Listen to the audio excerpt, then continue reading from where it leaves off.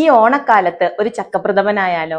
ചക്കപ്രഥമൻ റെഡിയാക്കാനായിട്ട് ആദ്യം തന്നെ നെയ്യിൽ തേങ്ങാക്കൊത്തും കശുവണ്ടിപ്പരിപ്പും ഒന്ന് വറുത്തെടുത്ത് മാറ്റുന്നുണ്ട് കേട്ടോ. ഇനി ബാക്കിയുള്ള ആ നെയ്യിലേക്ക് 1/2 കപ്പ് ചക്ക വരട്ടിയതാണ് ചേർക്കുന്നത്. ഇതിലേക്ക് ഞാൻ ഇനി കുറച്ച് ശർക്കരപ്പാനി ചേർക്കുന്നുണ്ട് കേട്ടോ. ശർക്കരപ്പാനിയുടെ അളവ് നമുക്ക് കൃത്യമായിട്ട് പറയാൻ പറ്റില്ല, കാരണം ശർക്കര വരട്ടിയതിൻ്റെ മധുരത്തിനനുസരിച്ച് വേണം നമ്മൾ പാനി ചേർത്ത് കൊടുക്കാൻ. ശർക്കര വരട്ടിയത് കുറച്ച് കട്ടിയായിട്ടിരിക്കുകയായിരിക്കും. ഇനി ഈ പാനിയിൽ ഇതുപോലെ നമുക്കൊന്ന് അലിയിപ്പിച്ചെടുക്കാം. ഇനി 2ാം പാല് ചേർത്ത് നന്നായിട്ടൊന്ന് കുറുക്കിയെടുക്കണം. ഒരു മീഡിയം സൈസ് തേങ്ങ, 1 ഗ്ലാസ് വെള്ളമൊഴിച്ച് 1ാം പാലും 2 ഗ്ലാസ് വെള്ളമൊഴിച്ച് 2ാം പാലുമാണ് എടുത്തിരിക്കുന്നത്. ഈ സമയത്ത് മധുരം നോക്കിയിട്ട് മധുരം വേണമെന്നുണ്ടെങ്കിൽ കുറച്ചുകൂടെ ശർക്കരപ്പാനി ചേർത്ത് കൊടുക്കാം കേട്ടോ. ഇതുപോലെ അങ്ങ് കുറുക്കിയെടുക്കണേ. ഇനി ഇതിലേക്ക് ഒരു 1/2 സ്പൂൺ ഏലക്കാപ്പൊടി ചേർക്കാം. ചുക്കിൻ്റെ ഫ്ലേവർ ഇഷ്ടമുള്ളവർക്ക് 2 നുള്ളി ചുക്കുപൊടി കൂടെ ചേർക്കാം കേട്ടോ.